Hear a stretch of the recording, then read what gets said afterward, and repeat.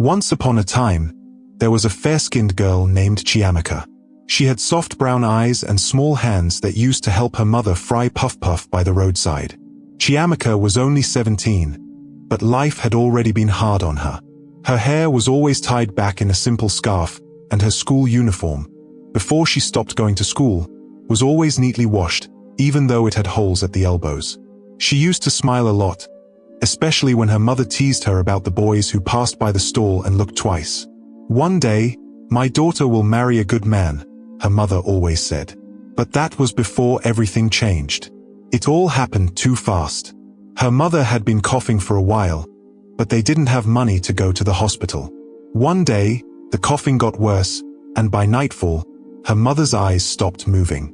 Chiamaka had screamed and shaken her, but her mother was already cold.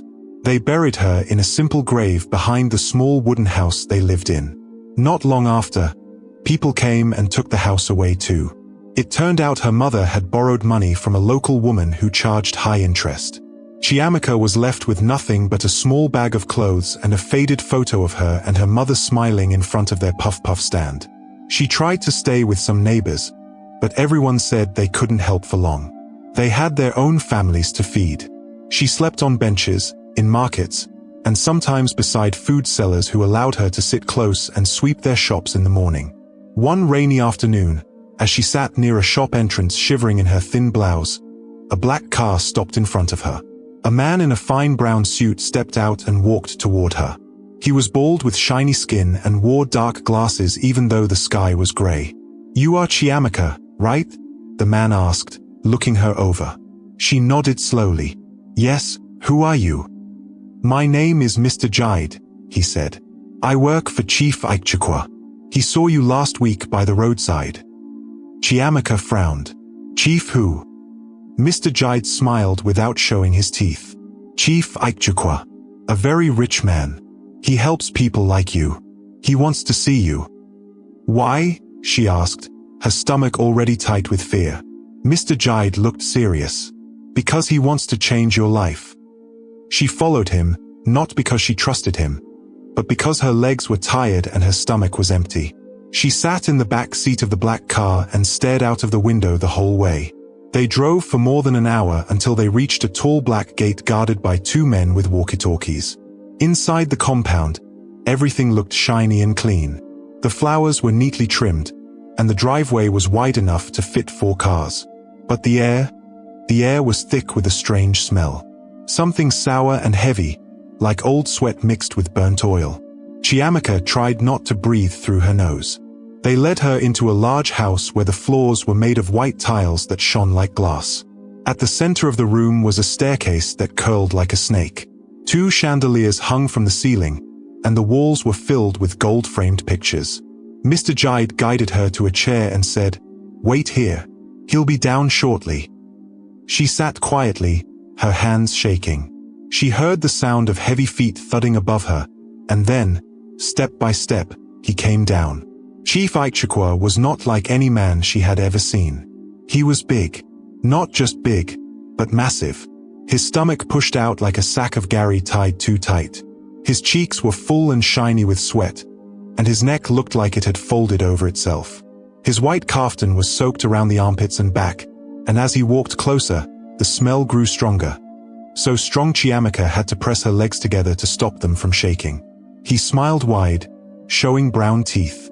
"So this is the beautiful Chiamaka," he said, voice deep like drums in a shrine. She stood and bowed her head slightly. "Good afternoon, sir." He moved closer. "I have seen you. I like you, and I want to marry you." Her heart stopped for a moment. "Sir, marry me." "Yes," he said. "I'm not asking. I'm telling you. You need help. I will give you a roof, food, clothes, everything. All I want is your hand in marriage." Chiamaka looked down. She didn't know what to say. She wanted to run. But where would she run to? The market bench?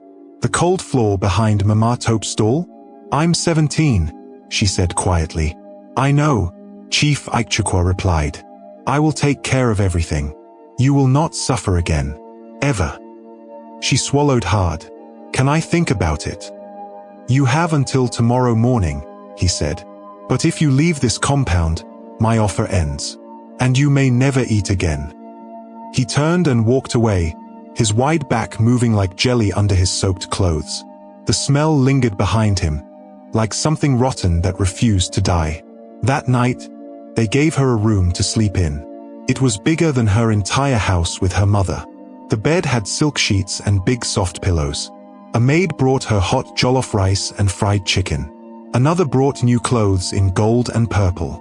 But even as she ate and bathed, her chest felt heavy. In the morning, she stood before Chief Ichukwa in a gold dress and nodded. I accept. His face lit up. He laughed loud, his body shaking with each sound. Good girl. You will never regret this. They married that afternoon in a small room with just a pastor, Mr. Jide, and 2 other men. Chiamaka didn't smile. She only looked at the floor and prayed quietly in her heart. After the ceremony, they returned to the mansion, and he leaned close to her, pressing a wet kiss on her forehead. The heat from his body made her want to faint. You are mine now, he whispered. That night, she was taken to a golden suite upstairs. Her room had a soft rug, a giant mirror, and a bathtub as big as a small pool. But the happiness the room was supposed to bring never reached her heart. As she lay on the bed, she noticed the curtains were drawn and the windows shut tight. The air felt heavy. The same smell that had followed him earlier now filled the room, even though he wasn't there. She turned on her side, pulling the silk blanket over her body, but sleep wouldn't come.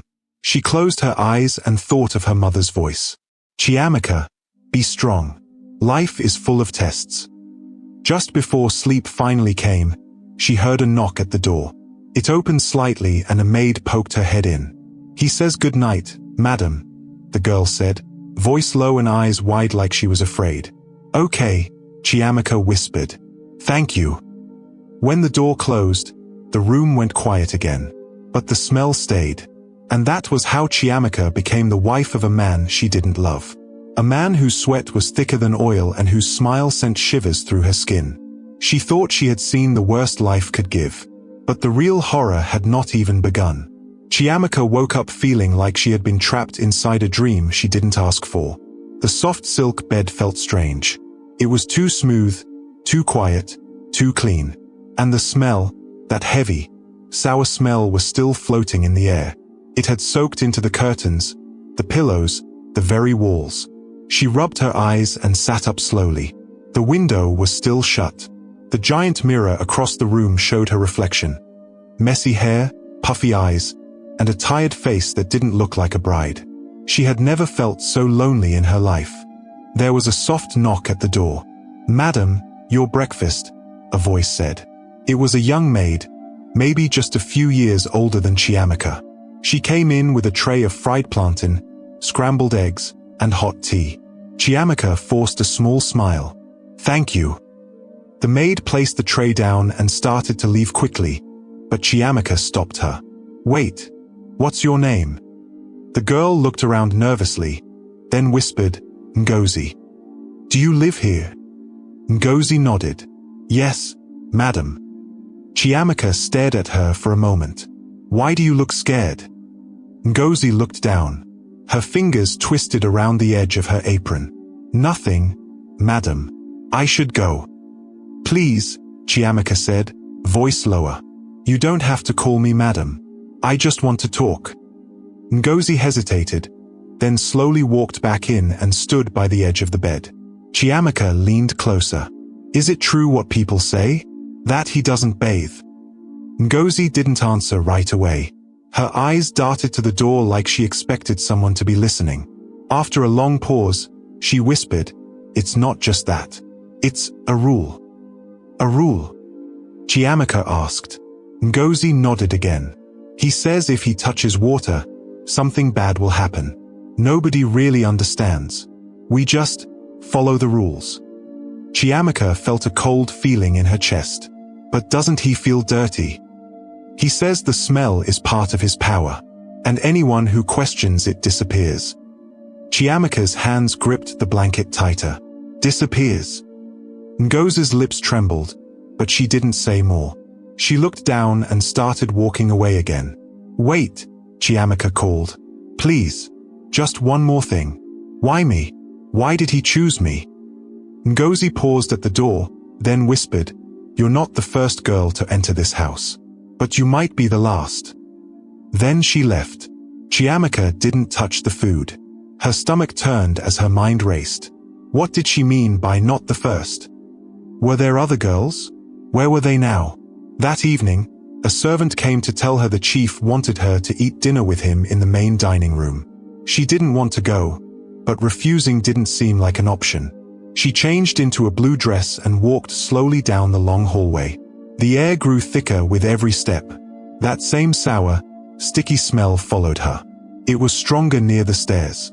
By the time she reached the dining hall, she was already holding her breath. Ikechukwu was sitting at the head of a long wooden table, wearing a red agbada that looked like it had never been washed. His armpits were soaked, and his face glistened with sweat. He smiled wide when he saw her. "Come in, my wife. Come and eat with me." Chiamaka forced her legs to move forward. She sat at the far end of the table, but even that wasn't far enough to escape the smell. Large dishes of meat, jollof rice, stew, and fried fish sat in front of them. Ikechukwu picked up a drumstick with his bare hand and started chewing loudly. Chiamaka touched her spoon but couldn't eat. "Why aren't you eating?" he asked, food bits sticking to his beard. "I'm not hungry," she replied softly. He laughed. "Ah, you'll get used to this house. It's just day one." She looked down at her plate. "Can I ask a question?" "Anything," he said, licking his fingers. "Why me? Why did you want to marry me?" He leaned back and wiped his hand on the edge of the tablecloth. "Because you're quiet, soft, simple. You don't ask too many questions." Chiamaka's heart beat faster. He continued, "You've seen suffering. Girls who've seen pain are easier to manage." She looked up at him, shocked. He smiled wider. "And you're beautiful, my dear. A good wife should know her place and enjoy her blessings." She swallowed hard and stood up. "Where are you going?" he asked.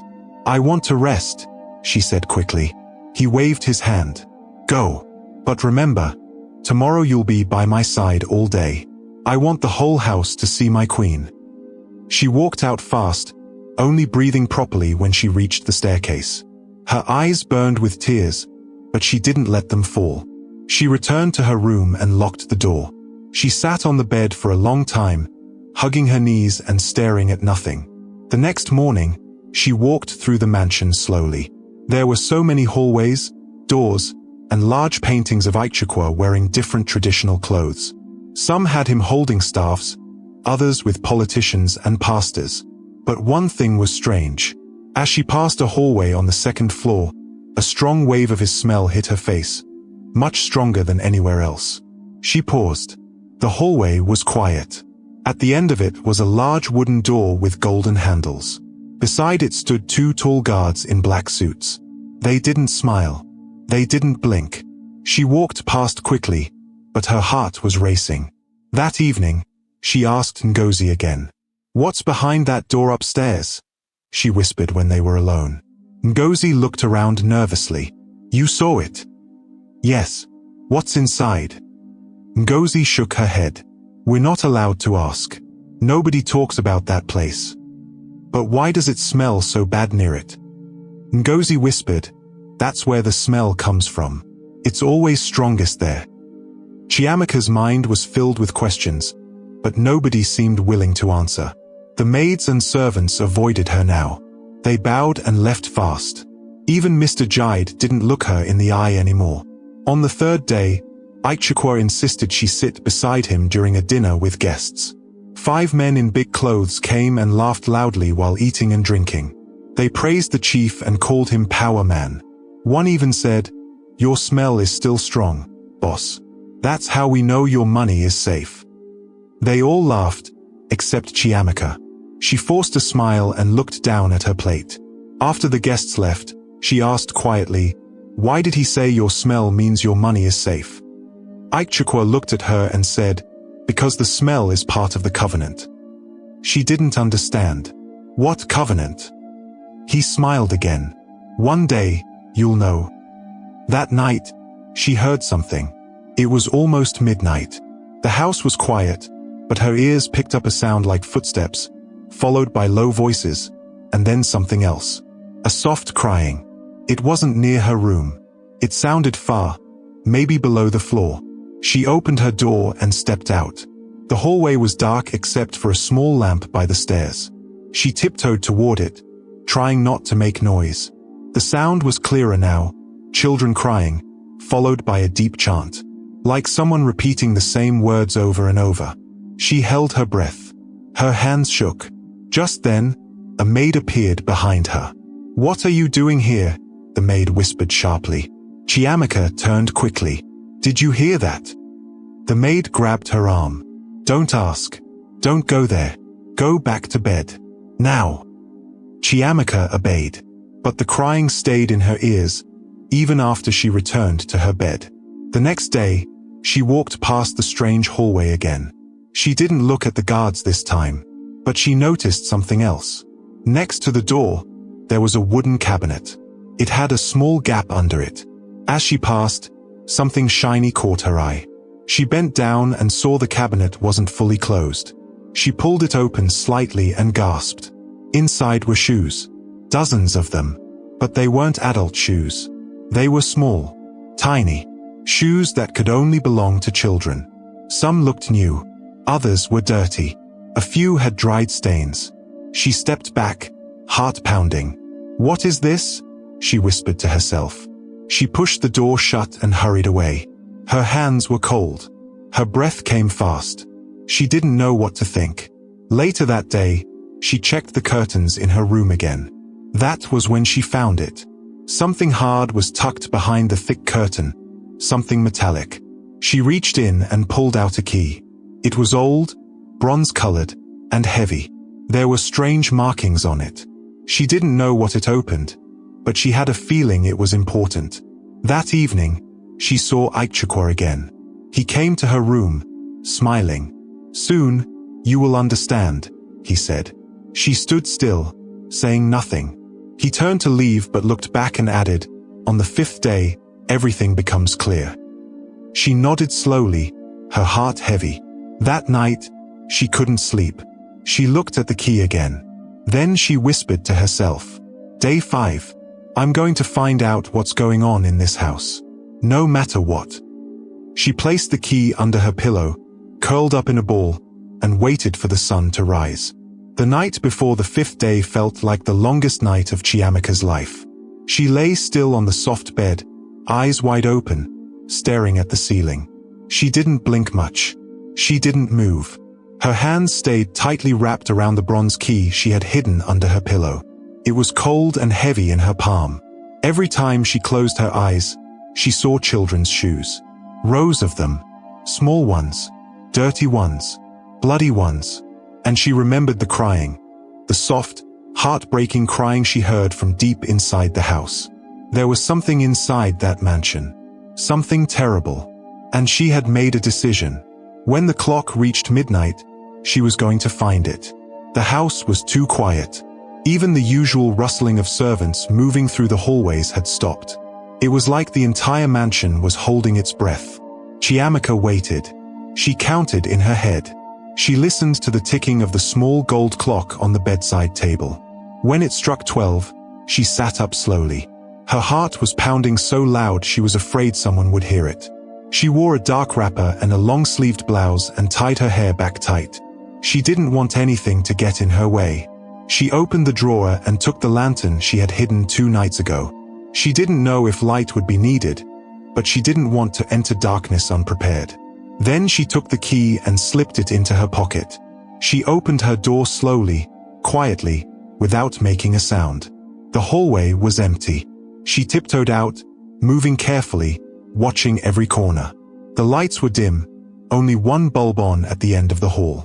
Her shadow followed her on the wall, thin and long. As she moved past the stairs and toward the hallway where the strong smell came from, her chest began to tighten. She could smell it already. It was stronger than ever. Thick. Rotten. Like dead animals mixed with old sweat. The kind of smell that felt like it was crawling into her nose and sitting there. But she didn't turn back. She reached the wooden cabinet where the children's shoes were kept. The guards who always stood there were gone. Her hands shook as she reached for the golden-handled door. It didn't move. She took the key from her pocket and pushed it into the lock. Click. It fit. The door creaked open. The smell hit her so hard she almost fell back. She covered her nose with her wrapper and forced herself inside. The hallway beyond the door was long and cold. The walls were stone, not painted like the rest of the house. There were old pictures on the wall, but they weren't normal pictures. They looked like ancient drawings, painted people kneeling before something that looked like a big altar. Her stomach turned. She raised the lantern and moved forward.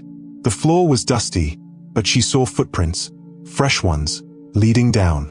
They looked big and deep, and beside them, smaller prints, tiny ones. She followed the path. After what felt like forever, she reached a staircase leading underground. The steps were made of stone. The lantern light flickered against the walls as she went down. The deeper she went, the colder it got. And the smell got worse. It smelled like blood. It smelled like fear. It smelled like something that should never exist in this world.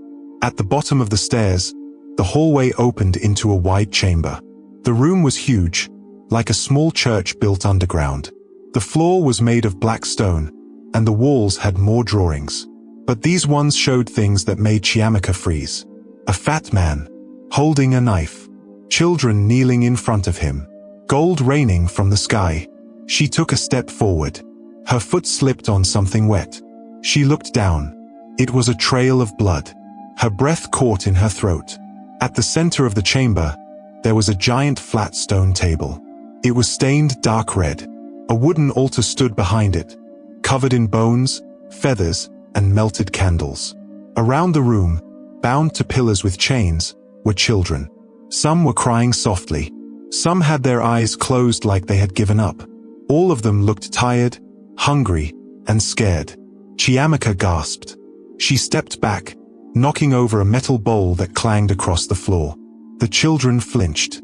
Then, a voice echoed through the room. "Welcome, my bride." She turned slowly. There he was. Chief Ikechukwu. He was wearing nothing but a robe made of animal skins. His large belly stuck out in front of him, shiny with sweat. His arms were painted with strange white symbols, and his feet were bare. He stood behind the altar, holding a curved knife in one hand and a small golden bowl in the other.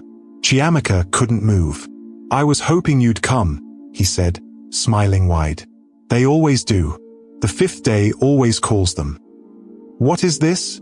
she asked, her voice shaking. He laughed. "This is the place of power. This is where everything begins." Her eyes filled with tears. You sacrifice children." "I don't sacrifice," he said calmly. "I offer. I give. And in return, I receive." "Receive what?" she shouted. "Money? Fame? Is that why you smell like this?" He took a step forward. "The smell is my strength. My sign. It keeps the blessings flowing. As long as water never touches my skin, as long as blood touches this altar, I will never lack." "You're a monster." "No," he said. "I'm a king. And you were chosen to be my queen. But now you've seen too much." He raised the knife. The children began to scream. Chiamaka grabbed the lantern and held it high. "Don't come near me." "You think you can stop me?" he roared, his voice shaking the walls. "I won't let you hurt them." He walked around the altar, breathing heavily, knife raised. "You are mine, Chiamaka. Your pain is mine. Your fear is mine. You belong to me now." She looked around, searching for anything to fight back. And then she saw it. A small torch, burning low on the wall. She rushed to it and pulled it out. He charged toward her, shouting strange words, knife still in hand. Chiamaka took a deep breath and threw the torch. It flew through the air and landed on the wooden altar. The flames caught instantly. The dry feathers, cloth, and bones burst into fire. Smoke filled the room. "No!" Aichukwa screamed. Chiamaka ran to the children. She yanked at their chains, trying to free them. The fire grew larger. The fat man roared in anger and came toward her again. She picked up a metal bar from the floor and swung it at his wrist. It hit his hand hard, breaking something. The golden talisman on his wrist, shaped like a skull, snapped and fell to the ground. Aichukwa screamed louder than ever before. His body shook. His skin began to crack. His belly sagged. His breath came in short, painful gasps. The covenant was breaking. Chiamaka ran to the last child and pulled him free. "Come on. We have to go." The children gathered around her, holding hands, crying but ready to run. Aichukwa fell to his knees, screaming, "No, no, I still have more. I still have time." But it was over. The fire reached the ceiling. The chamber shook. Chiamaka led the children up the stairs, back into the hallway, and toward freedom. And she never looked back. Smoke rose behind her like dark clouds from a burning bush. The flames from the altar licked the stone ceiling and swallowed the shadows. But Chiamaka didn't stop to look. She grabbed the smallest child by the hand and shouted to the rest, "Run! Run now!" The children, some barefoot and others still crying, obeyed without a word. Their eyes were wide with fear, but they followed her as fast as their legs could move. Behind them, Chief Aichukwa roared like a wounded animal. "You cannot leave. You belong to me," he bellowed. Chiamaka didn't turn. She couldn't. If she looked back, she might freeze. She focused on the stone steps ahead, climbing them two at a time. The air was thick. Every breath tasted like smoke and blood. The children coughed as they climbed. One little boy tripped on the steps, but Chiamaka picked him up without slowing down. "You're okay," she whispered. "We're getting out." From the bottom of the stairs, Aichukwa's voice thundered again. "The fire means nothing. I still have my knife. I still have my power."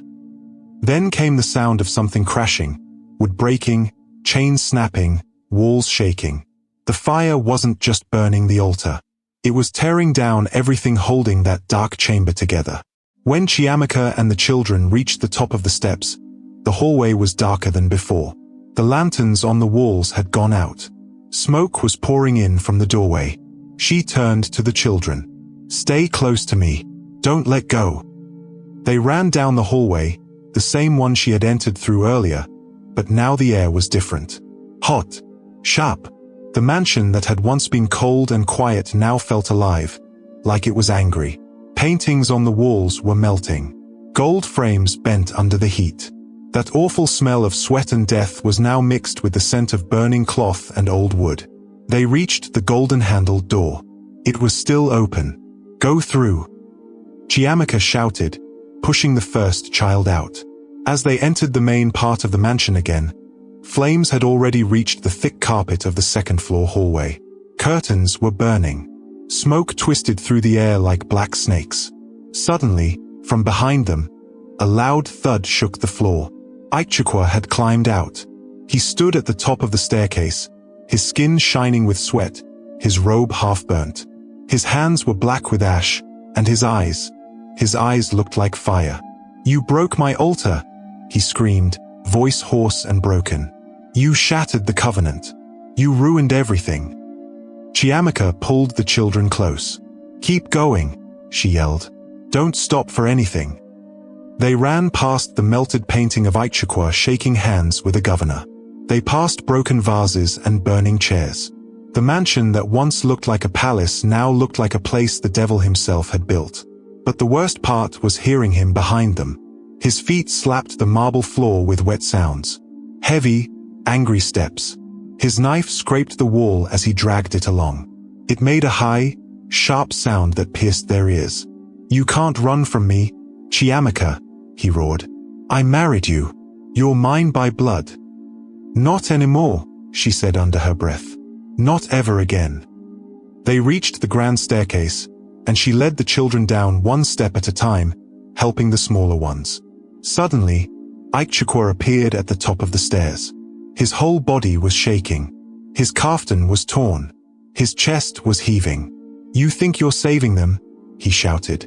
You think fire can stop me? I've survived worse. He began to come down, one slow, stomping step after the other. The children screamed. Chiamaka's eyes scanned the space around her. Then she saw it, another torch on the wall. Still lit, still burning. She ran to it, grabbed it, and held it out in front of her. Stay back, she warned. I'll burn this whole place if I have to. He laughed. You won't. You're too soft. You were always weak. That's why I picked you. She didn't answer. Her eyes never left his face. Then, with her free hand, she reached for something lying beside a fallen table, his broken talisman. The small gold skull. The one she had smashed in the basement. She picked it up and held it out. This is what gave you power, right? She shouted. His face twisted in anger. Don't touch that. She raised it over her head. Let us go, or I'll crush it completely. He froze. Even with the fire all around, even with his breath coming out in huffs, he paused. That talisman connects me to the wealth, to the covenant, he said. Destroy it and everything dies with it. Chiamaka gripped it tighter. You mean everything evil dies with it? She brought her foot down hard. Crack. The skull split under her heel. Ikechukwu let out a scream that sounded like a wounded lion. His knees buckled, and he fell, slamming against the stair rail. No, he cried, voice breaking. The children began to cry harder, but they followed Chiamaka as she led them down the last steps. Ikechukwu tried to rise again. His skin was pale now, like all the blood had left his body. His belly hung lower, and his hands trembled. You've killed me, he whispered. No, Chiamaka said. You killed yourself. A long time ago. With the torch in one hand and the children holding the other, she moved quickly toward the main hallway. The mansion's front doors were at the end of the hall. Smoke blocked the path, but she remembered the way. Everything was on fire now. The gold rugs, the tall curtains, the marble floor had cracks. A chandelier above them groaned as it loosened. We're almost there. Chiamaka shouted. The children coughed and pushed forward, tears rolling down their faces. One girl tripped and screamed. Chiamaka turned back, scooped her up, and kept going. Behind them, Ikechukwu was crawling now. His knife had dropped. His robe was burning. His hands reached out weakly. Please, please. I don't want to die poor, he mumbled. Chiamaka didn't turn. She reached the giant doors. She grabbed the lock. Still locked. No, she whispered. No, no. She reached into her pocket. Her fingers touched the cold metal. Ikechukwu's master key. She pulled it out with shaking hands, fit it into the lock, and turned. Click. The doors groaned open. Cool air rushed in, pushing the smoke back. Dawn light spilled through the opening like hope. Go, she shouted. The children ran into the open compound. The sun was just rising, casting gold light on everything. She turned back one last time. At the far end of the burning hallway, she saw him, Chief Ikechukwu. He had slumped against the wall, his body slouched and melting with sweat. His eyes were wide, but empty. The fire was crawling toward him, slow but sure. Chiamaka stepped outside, carrying the last child in her arms. The mansion groaned, and with a loud crack, the roof of the hallway collapsed behind her. She ran down the steps, out into the street, where neighbors were already gathering, shocked and speechless. People screamed. Phones came out. Someone called the fire service. But all Chiamaka could do was sit on the ground, holding the smallest boy in her arms, watching as smoke poured from the mansion like black rain. A woman ran up to her. What happened? What is going on in that house? Chiamaka looked up, her eyes tired, her voice soft but steady. A secret burned. That's what happened. And for the first time in many days, the air didn't smell like him anymore. Chiamaka sat on the rough ground outside the mansion with the smallest boy still in her arms. The sky had already started turning blue and gold, like a fresh painting.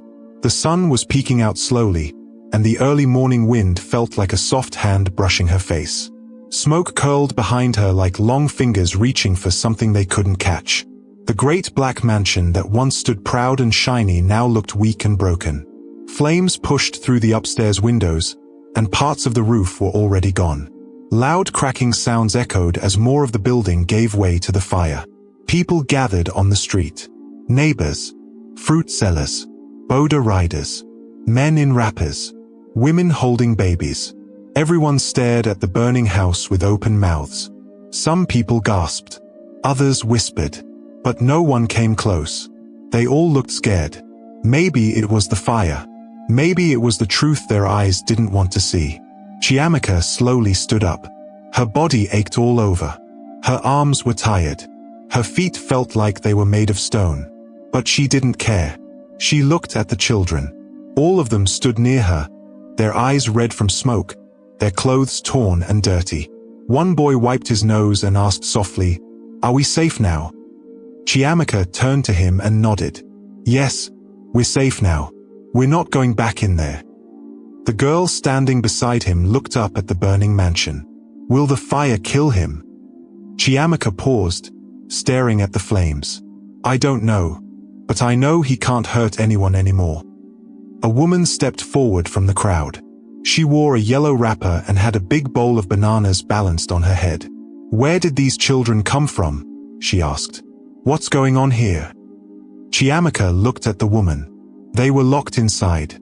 He was going to hurt them. "Who?" the woman asked, her face twisting in confusion. "Chief Ikechukwu."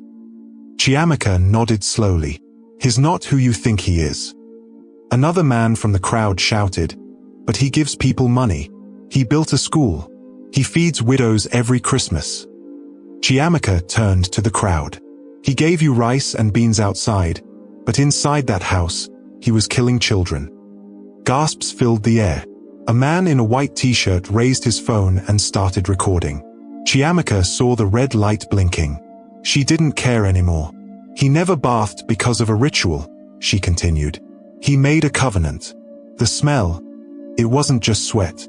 It was part of something dark. Something evil." More phones came out. People were filming her, filming the children. "He married me to kill me next," she said. "I was supposed to be his next offering." The crowd began to murmur louder now. Some people started crying. Some stared at the mansion like it was no longer real. Then came the sound of sirens. A big red fire truck screeched to a stop in front of the gate. Firefighters jumped out, carrying hoses and shouting to each other. Another white van followed behind, an ambulance. Then came a third car, a police van. Uniformed officers stepped out, looking around in confusion. One of them walked up to Chiamaka. "What happened here?"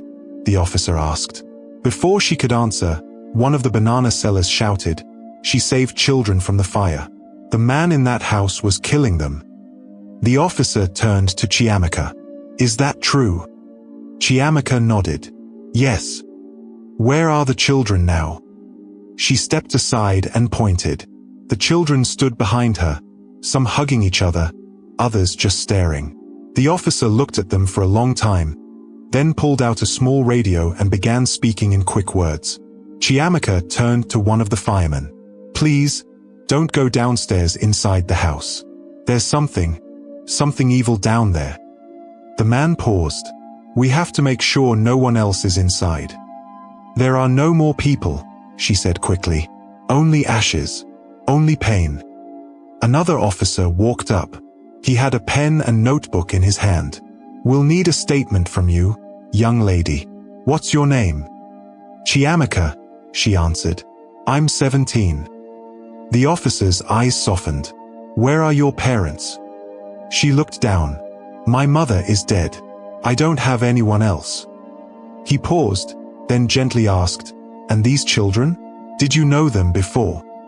"No," she said. "I found them in the basement. He kept them there, tied up."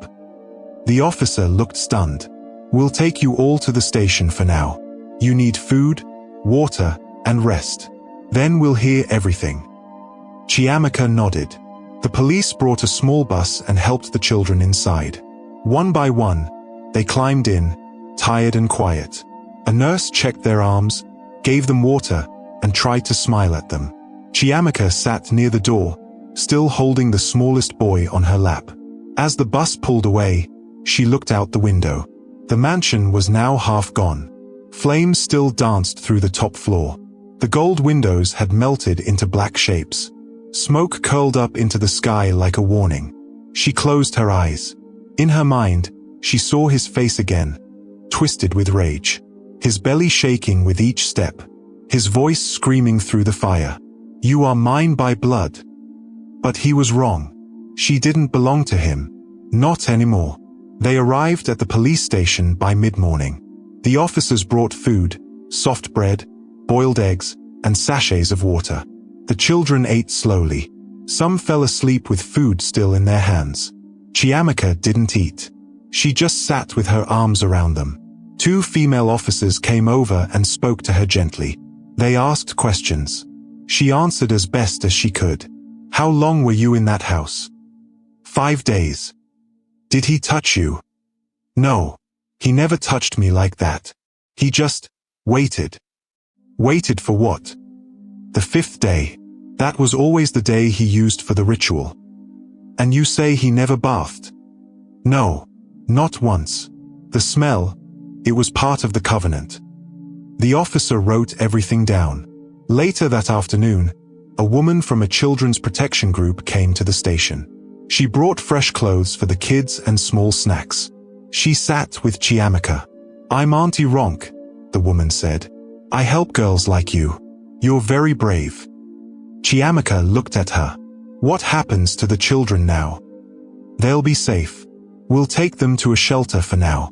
They'll see doctors, get food, then maybe foster homes later." Chiamaka looked down.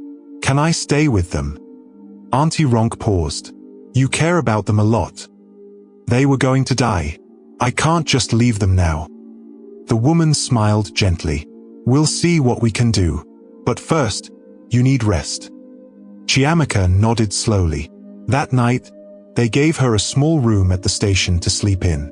It wasn't fancy, just a small bed and a clean blanket.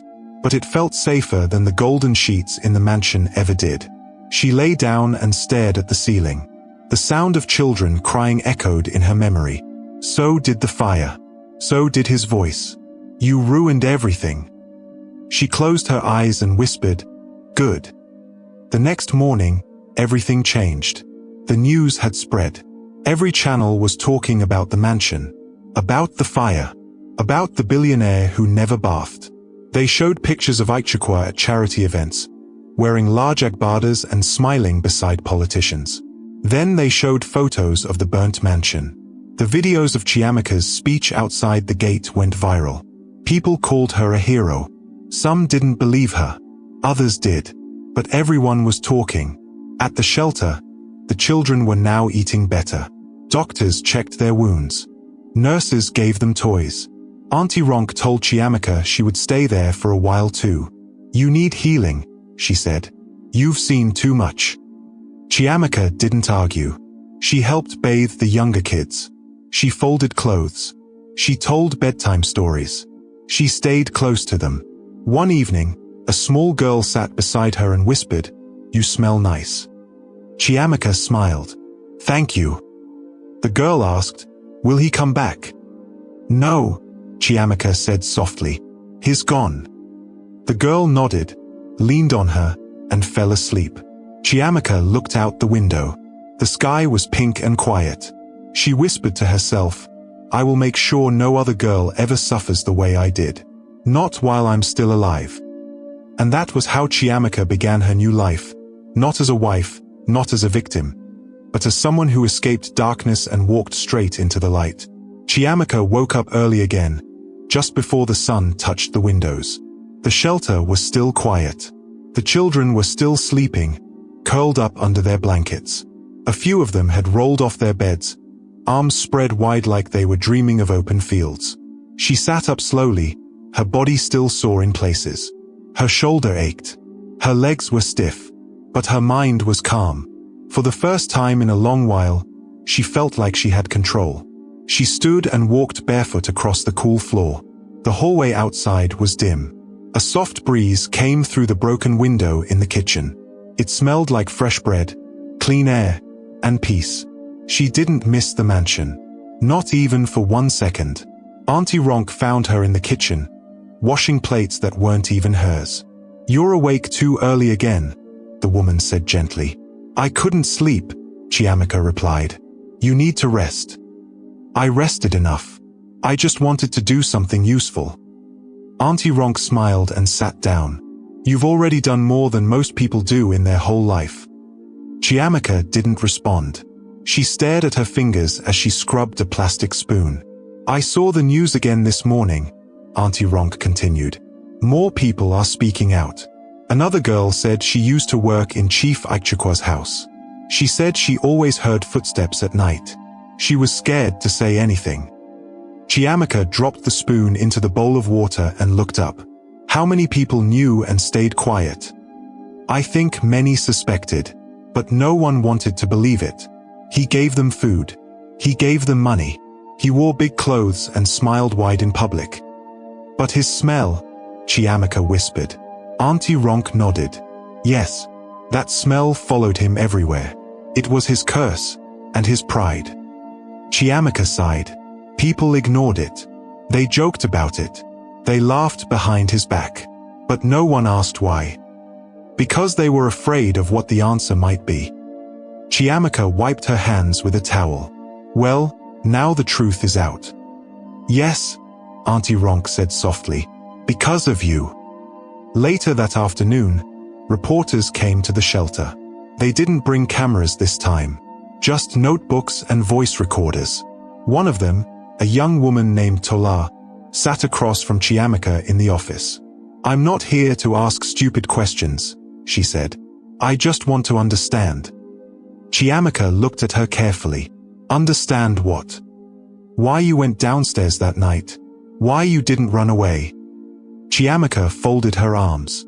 "I wanted to run. From the first day I entered that house, I wanted to run. But where would I go? Back to the streets? Back to sleeping behind shops?" Tola nodded slowly. "I saw that door," Chiamaka continued.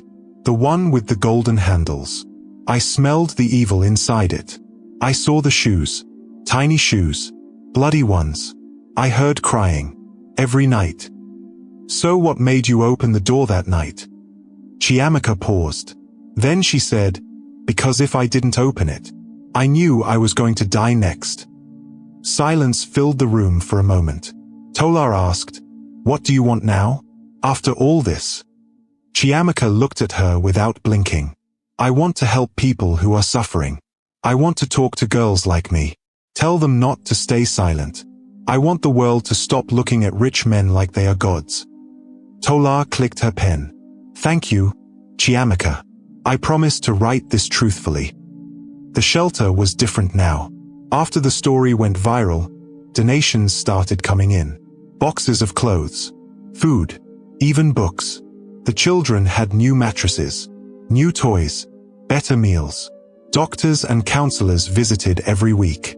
But the best part for Chiamaka was that the children had started to laugh again.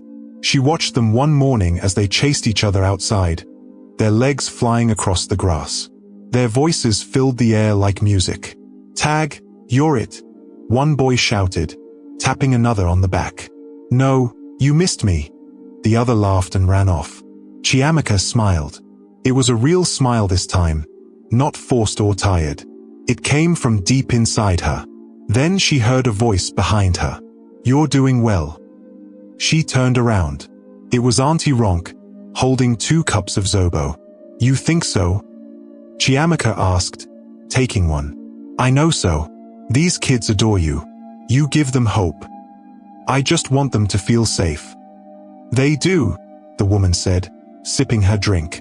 "Because you're here." They sat on a bench together, watching the children play. After a while, Auntie Ronk said, "There's something I want to show you." Inside the office, she handed Chiamaka a file. It had her name written on the front. "What's this?" Chiamaka asked. "An offer. A real one." Chiamaka opened the file. Inside was a letter from a government agency. It talked about placing her in a youth support program. There was training, school sponsorship, even a small allowance. They want to help you finish your education, Auntie Ronk explained. Then maybe, later, you can come back and work with children. Chiamaka touched the paper gently. This is real. Yes, you've been through fire. Now it's time to rise. Chiamaka's eyes filled with tears. But, what about them? She asked, pointing to the playground. They'll be fine. We'll look after them. And you're not leaving forever. You're growing. That's what you're supposed to do. That night, she sat with the children during dinner. One of the boys, the same one she had carried from the basement, looked up at her. Are you going somewhere? He asked, his mouth full of rice. Chiamaka smiled gently. For a little while. But I'll be back. Promise. She held out her pinky. Promise. He linked his small finger with hers. After dinner, she tucked the kids into bed one by one. She kissed their foreheads, told them good night. When she got to the smallest boy, he was already asleep. His thumb was in his mouth, and his toy car clutched tightly in his hand. She sat beside him for a long time, just watching him breathe. Then she whispered, "You're safe now. You're safe because we made it out." The next morning, she packed her things, a small bag with a few clothes, her diary, and a pair of sandals someone had donated. She didn't carry much. She had already left her past behind in the fire. As she stepped outside, the sun touched her skin warmly. Children waved at her from the windows. Auntie Ronk hugged her tight. "You'll be great," she said. Chiamaka whispered, "Thank you for believing me." She walked toward the bus that would take her to the city. A new chapter, a fresh start. But as she stepped onto the bus, something made her turn around. She looked up at the sky, and for a moment, she thought she smelled him again. That awful smell of sweat, blood, and greed. She clenched her jaw. Not fear this time. Anger. Determination. Then she whispered, "You were rich, but I survived you. That's what the world will remember." The city was loud, crowded, and full of movement. Cars honked. People shouted. Sellers called out the names of fruits and snacks. Buses coughed out black smoke and zoomed past each other like they were chasing time. Chiamaka sat by the window of the government bus, watching the buildings pass. Her small bag was on her lap. Her eyes stayed wide open, but her mind was far away. She was thinking about the children she had left behind at the shelter. She was thinking about the boy who held her pinky and made her promise she would come back. But more than anything, she was thinking about the mansion, the fire, and the face of the man who said she belonged to him. Aikchukwa's voice still echoed in her head sometimes, like it was trapped inside a drum. His last scream, his heavy footsteps, his knife scraping the wall. She had escaped him, but his smell, that smell still clung to her memory like old dust. She didn't cry. She just breathed in and out, reminding herself she was not going back. She was not trapped anymore. The bus stopped in front of a long white building with a blue gate. The sign outside read, Youth Empowerment Center, Lagos State. The gate opened, and a woman in a blue gown smiled as Chiamaka stepped out. "Welcome," the woman said. "You must be Chiamaka." "Yes, Ma," she replied. "My name is Mrs. Bintu. I'll be your mentor here." Chiamaka followed her inside. The building was clean and bright. Teenagers filled the hallway, laughing and talking. Some wore uniforms. Others wore t-shirts with bold words like Dream Big and Future Builder. "You'll start orientation tomorrow," Mrs. Bintu explained as they walked. "For now, let me show you your room." The room was small but neat. A bed, a desk, a window. Everything smelled fresh. Not like perfume. Not like wealth. Just clean air. Chiamaka set her bag down and sat on the bed. Mrs. Bintu watched her. "You'll be okay here. I know what you've been through." Chiamaka looked up. "Have you seen someone like him before?" The woman's face turned serious. "Yes. Not in the same way. But I've seen people who hide behind money. Behind big names. People who hurt and think no one will stop them. Chiamaka nodded slowly. I want to stop people like him. Mrs. Bintu smiled again. You already started. Rest for now. We begin tomorrow. The next day, Chiamaka entered her first class. It wasn't like normal school. There were no big chalkboards or bells. The classes were small. The teachers spoke softly. Everyone was treated with kindness. They taught skills, sewing, baking, writing, and even public speaking. That last one made Chiamaka nervous. The teacher was a tall man with glasses. He smiled a lot. Today, he said, we are going to learn how to share our truth. Because our voices are more powerful than we think. Chiamaka sat in the second row. She didn't say a word. Not even when others stood up and told small stories about their life. When it was her turn, she shook her head. Maybe next time, the teacher said kindly. That night, she wrote in her diary, I want to speak, but I still smell him in my mind. I want my voice to be strong again. 2 weeks passed. One afternoon, after class, Mrs. Bintu came to her room with a paper in her hand. There's something you should see. She handed Chiamaka the paper. It was a news article. Burned billionaire's secrets still unfolding.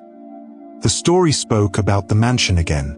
But this time, it mentioned something new. Sources claim the late Chief Ikechukwu had ties to a secret network of wealthy individuals involved in ritual activities. Investigations are ongoing. Chiamaka's eyes widened. She looked at Mrs. Bintu. There are others like him. Mrs. Bintu nodded slowly. It seems so. Chiamaka stood up. Her chest rose and fell quickly. They're still out there. Yes. Still hurting people. Yes. I need to talk. I need people to hear me. I can't keep quiet anymore. Mrs. Bintu smiled. Then let's prepare your voice. Over the next few days, Chiamaka trained hard. She practiced standing in front of small groups. She learned to tell her story without shaking. She learned how to look people in the eyes. She cried sometimes after class, but she never quit. Soon, people began to invite her to talk. At schools, at churches, even on a radio station. Her voice was quiet at first, but it grew stronger with each word. She said things like, being poor doesn't mean you deserve pain. Silence helps evil grow. Don't be silent. They called him a giver, but he was a taker of life. Each time she spoke, someone in the crowd would cry. Each time she spoke, someone would come forward and say, it happened to me too. One evening, after her talk at a youth church, a tall man in a brown suit walked up to her. I'm from a group that works with survivors like you, he said. We have women's homes across Nigeria. We'd like you to join us. What do you want me to do? Train others. Help victims speak. Help them heal. Chiamaka paused. Will I still be able to visit the children at the shelter? He smiled. As much as you like. She accepted the offer. She moved into a small flat owned by the women's group. She had her own room, her own bed, a desk with her name on it. She wore new clothes now, simple but clean. And she had a new role. Now, when girls came in with fear in their eyes, she was the one who held their hands. She was the one who said, I know what it feels like. And when they asked her, did you survive? She always replied, yes. And so will you. Months passed. Then one day, her phone rang. It was Auntie Ronk. I have news, the woman said. What is it? Chiamaka asked. They're holding a big event next week. Survivors Speak 2025. They want you to give the closing talk. Chiamaka's heart skipped. Me? Yes, you. Big people will be there. Very big people. But your voice is bigger. The night of the event came. The hall was packed. Women in bright gowns.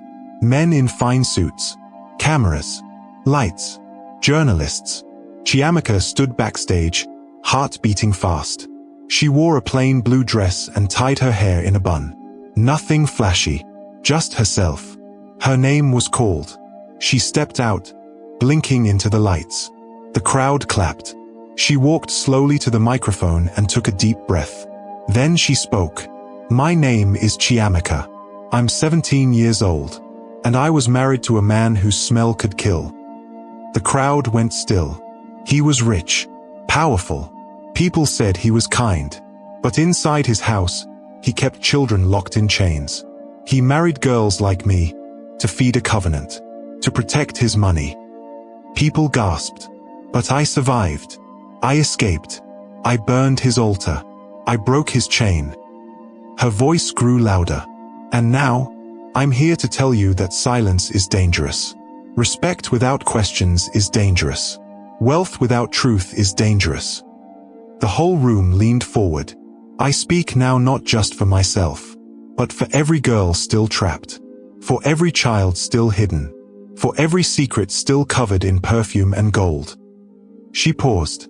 Then she said softly, "My name is Chiamaka, and I am not afraid anymore." The hall stood. People clapped. Some cried. Some shouted her name. Chiamaka stepped back and looked up at the lights. And for the first time, she didn't feel small. She felt seen. She felt strong. She felt free. After Chiamaka's speech, the hall stayed quiet for a moment. Then came a wave of clapping. Loud, strong, full of meaning. People stood up from their chairs. Some wiped tears from their eyes. Others just looked at her like they were seeing something more than a girl. They were seeing a fighter. Chiamaka didn't smile. Not yet. She stood still on the stage, breathing in and out. The lights above her were bright, but not as bright as the feeling inside her chest. For the first time in her life, she felt like her voice had changed something. Not just in the room, but in the world. She walked off the stage, her heart still beating fast. Auntie Ronk was waiting backstage with open arms.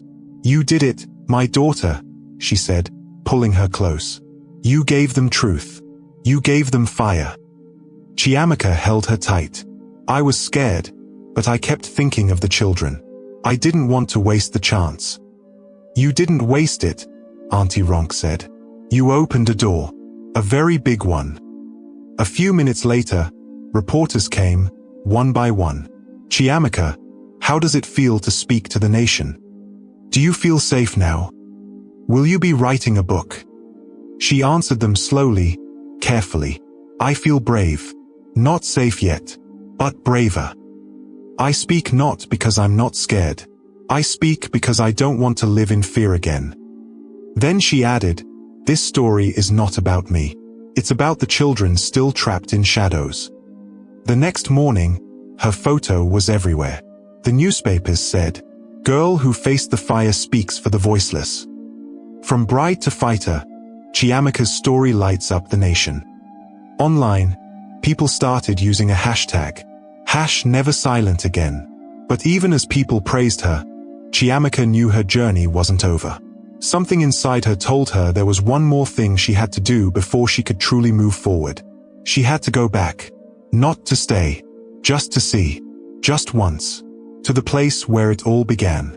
A few days later, she took a car down to the outskirts of town. She sat in the back seat, arms folded, lips pressed tight. The driver glanced at her through the mirror. "You sure you want to go back there, madam?" "I have to," she said. When the car stopped, she stepped out slowly. She stood in front of what used to be the mansion. There was nothing there now. Just black ground, burned walls, and ashes where golden carpets and glass doors once stood. The gate had fallen. The flowers were gone. Even the big fountain at the center was broken and dry. She walked carefully across the cracked tiles. Each step brought a memory. The thick smell. The whispers in the hallway. The hidden shoes. The knife. The screaming. She walked until she reached the spot where the front door used to be. It was now just burnt earth. She knelt there and touched the ground. She didn't cry. She just whispered, "You don't win. Not even in death." She stood up, turned around, and walked away without looking back. Weeks passed. She returned to her work with more strength. She visited shelters, talked to girls, helped them understand that pain was not their fault. That silence should never be normal. One day, a letter came. It was from the government. They were giving her an award for bravery in the face of evil. The letter invited her to a ceremony. The president's wife would be there. Big leaders, celebrities, activists. Chiamaka stared at the paper. "I don't need awards," she said softly. "But it's not just for you," Auntie Ronk told her. "It's for every girl watching you, to see that survivors are not forgotten." Chiamaka nodded. "Then I'll go." At the ceremony, she wore a white gown and tied her hair in a blue scarf. She didn't wear makeup. She didn't try to look perfect. She just wanted to be herself. When they called her name, the crowd clapped. She walked to the stage and received a glass trophy with her name on it. Her hands shook a little. When she stepped to the microphone, she spoke slowly. "I didn't ask to be a hero. I just wanted to live. I just wanted peace." The hall was silent, but life threw me into fire, and I had to choose. Stay quiet and die slowly, or scream until someone heard me. She looked at the front row, where a row of young girls were watching her. "You heard me, and now I hope you never stop hearing others too." After the ceremony, people came up to her. Some hugged her. Some just said, "Thank you." One woman handed her a small paper. "My niece disappeared 2 years ago. After your story came out, I think she may have been taken like those children." Chiamaka's heart sank. "Have you gone to the police?" "They said she probably ran away. But now, I know something is wrong." Chiamaka took the paper. "I'll help. I'll speak for her." And just like that, a new mission began. Soon, Chiamaka started working with a real team: lawyers, doctors, social workers. She helped find missing children, helped get girls out of forced marriages, helped shut down fake homes used for evil. Her face was now known across the country, but she never changed. She still ate on plastic plates, still tied her scarf, still visited the shelter once a week. One Saturday, she sat outside under a mango tree at the shelter. The boy who once held her pinky was now taller. He sat beside her and asked, "Do you still dream of him?" Chiamaka nodded. "Sometimes." "What do you see?" "I see the fire. I see the knife. I see myself running." "Do you ever get scared?" "Yes," she said, "but I don't stay scared." He looked up at her and smiled. "You're strong." Chiamaka smiled back. "So are you." That evening, as the sun dipped behind the roofs, Chiamaka sat with Auntie Ronk. "You've changed the world," the older woman said. "I just told the truth," Chiamaka replied. "And the truth burned down a mansion." Chiamaka looked into the sky. "Maybe it's time I write my story." Auntie Ronk laughed. "You've been writing it with your life. But yes, maybe it's time to put it in a book." Chiamaka nodded. "Not just about what happened, but about what it felt like. About what silence does. About how we must listen to girls before it's too late." Months later, her book came out. The Girl Who Walked Through Fire. It became a bestseller. Not because it was fancy, but because it was honest. Because it carried a smell people had tried to ignore for too long. The smell of greed. Of power without mercy. But also, the smell of courage. Because courage, too, leaves a mark. Chiamaka stood at the launch event, holding a copy of her book. A girl walked up to her. She was about 10. Skinny. Big eyes. She looked up and said, "I read your story. I was scared too. But now I'm not." Chiamaka bent down and hugged her. "You're braver than you know," she whispered. The girl smiled. "When I grow up, I want to be like you." "No," Chiamaka said gently. "When you grow up, be even better." And so, the poor girl who married a 50-year-old man with a deadly smell, the one who nearly became his next sacrifice, became something greater. She became a voice, a light, a door for others to walk through. She never forgot where she came from, never forgot the fire, but she let it shape her, not break her. And in the end, when the world spoke her name, it wasn't because of fear. It was because of freedom. Thanks for watching. If you enjoyed this story, please leave a like and subscribe. Here is another interesting story to watch. Click to watch now.